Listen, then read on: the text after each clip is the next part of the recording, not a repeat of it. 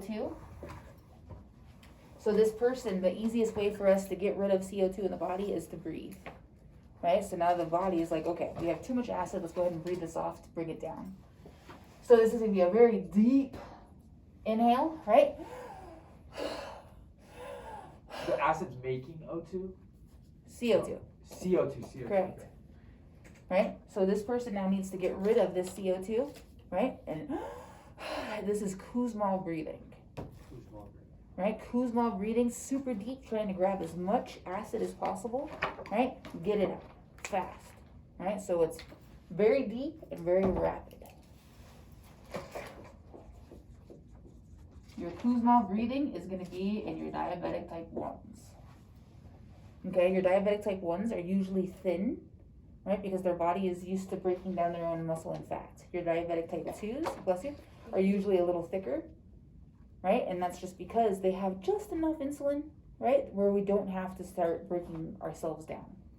So type 1s are skinny, type 2s are kind of bigger. Right, or they'll have, they may have like a big pot belly, right? Type 2? Type 1s. Type 1, oh. And have thin Skinny extremities. arms, okay. But Kussmaul breathing is going to be because of this, right? And then this person who is hyperglycemic, this person right here has a high sugar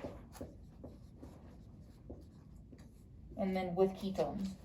So they're gonna have the 3 Ps. Have you guys read about this yet? No? 3 Ps are gonna be polyuria, polyphagia with a G, and polydipsia. Right, so this person is going to be peeing a lot. And with your diabetic type 1s, when they're in a hyperglycemic state, it's kind of crazy. If they pee themselves, right, because they go unconscious for whatever reason, you guys can actually smell the sugar in their urine. It smells like candy. It's a trip, right? Because now the body's like, okay, I have way too much sugar on the inside of my vessel and nothing on the outside. So they try to sugar dump, right? Polyphagia, your brain is now saying, my cells are starving, right? My cells are starving. Why are you not feeding me? Let's eat more, right? Polyphagia means a lot of intake, right? So this person's like, just, their appetite's going crazy, right? And then polydipsia is very thirsty.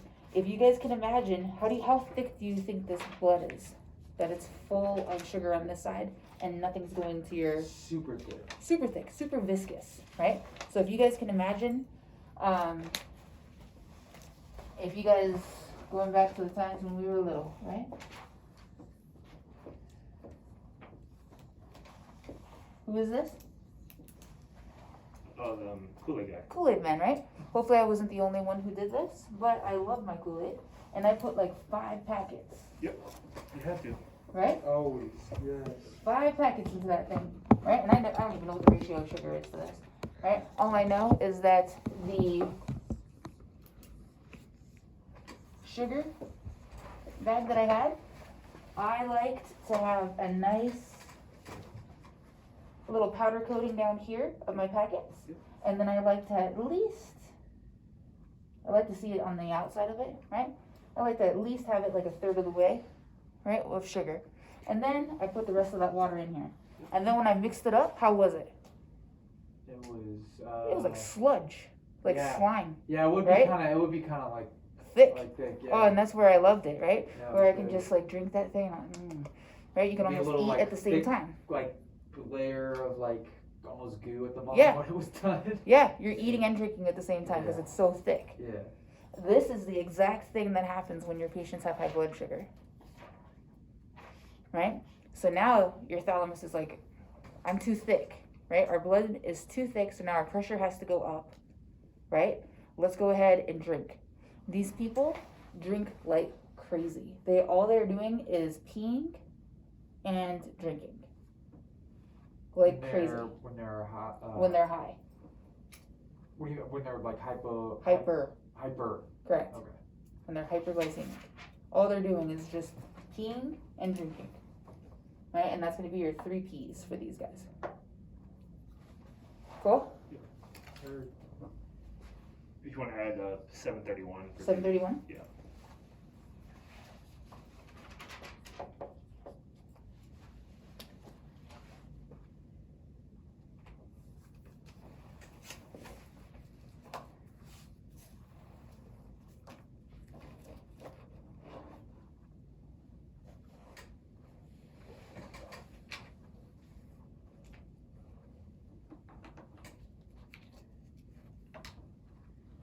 Alright, we'll go right here, we'll go in red for the little kidneys.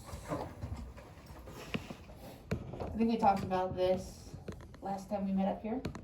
If these are your kidneys, what sits on top of them? Oh, we did talk about this. your no. Your glands. Gallbladder? It is a Adrenal gland. Adrenal gland. adrenal glands, right? And how we were talking about, you add to the renal, Yes. right? So adrenal.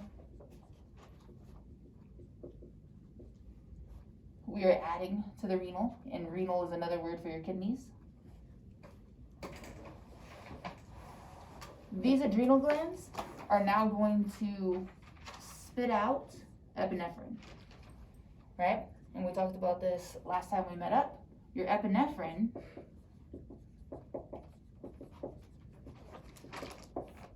has different characteristics. You have a beta 1, a beta 2, an alpha 1, and an alpha 2. Your beta 1, one heart, right? We now will have an increase in heart rate. Your beta 2, we have 2 lungs, right? Beta 2 is now going to work on your bronchioles for bronchodilation.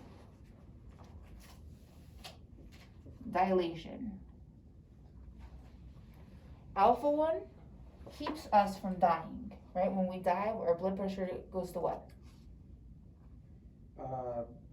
0. Yeah, 0 over 0, right? So alpha 1 is just trying to keep us from dying. So it causes vasoconstriction. We can't have alpha 1 work by himself, because if he is just working for vasoconstriction, he's going to make us die really young by having more than likely a stroke, right?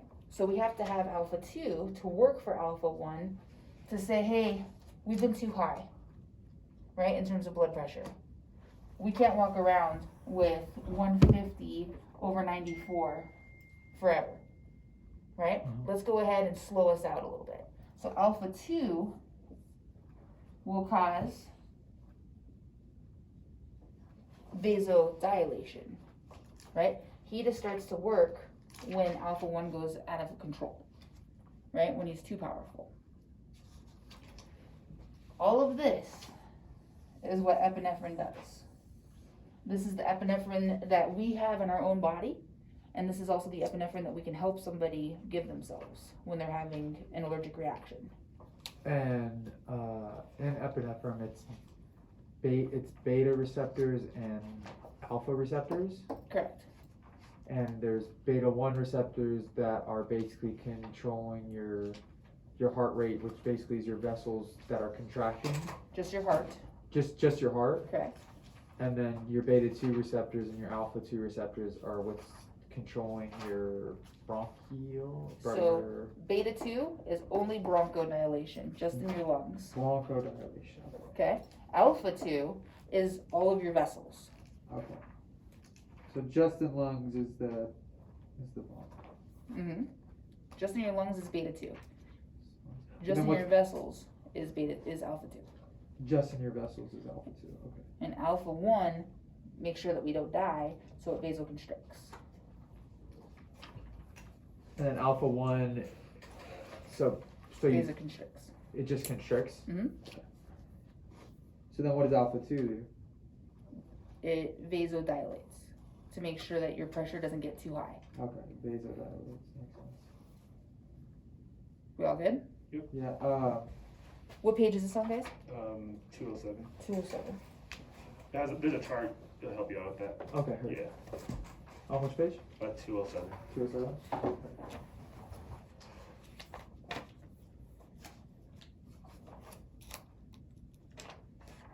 And then your beta 1 is just Your heart rate going up. your heart rate going up. Yep, in order to help you compensate more.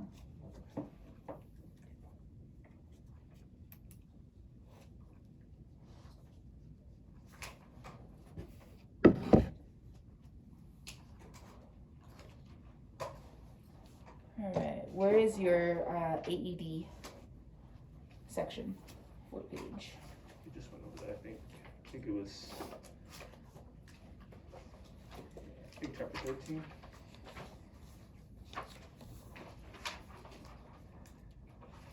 Yeah, page 517. 517.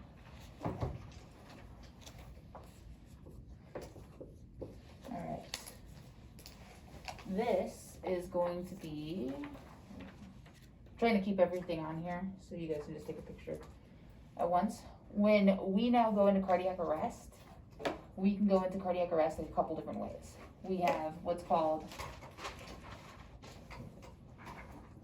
this right here is VFib. We can have VTech. VTAC.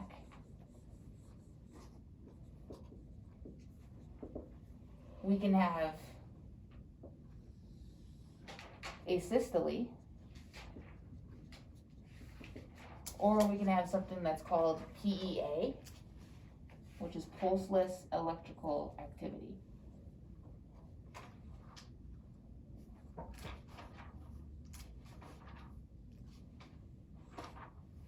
This is going to be your PEA. With these guys here, when somebody is in cardiac arrest and you guys have done your CPR in lab, right?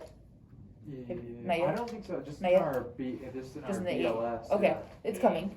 So if you guys can remember back to your AHA class then, when it says shock advised, right? You're gonna put, where do you guys put your stickers for an adult, your pads? Top right And then the side.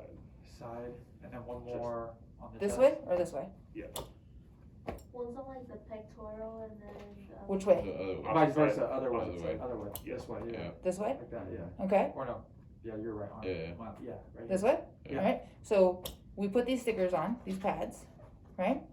Those are on, you're doing your compressions, you stop and it says no shock advised. Right? You go right back onto the chest, do compressions, right?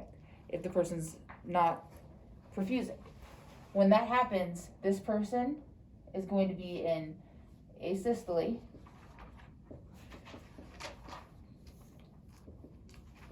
or PEA.